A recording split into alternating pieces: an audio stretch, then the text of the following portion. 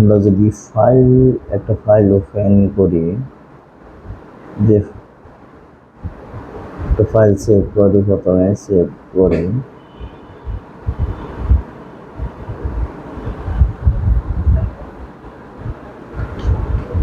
ফাইলটা যদি সেভ করি, সেভ অপশানে যায়, এখানে সেভ আসবে, আমরা সেভে দিলাম।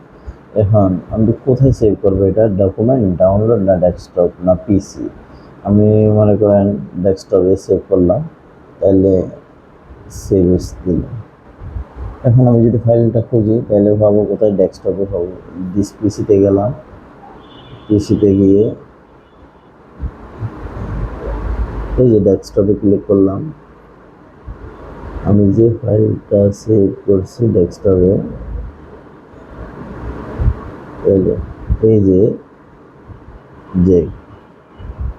ফাইলটা আমার এখানে আছে, ওখানে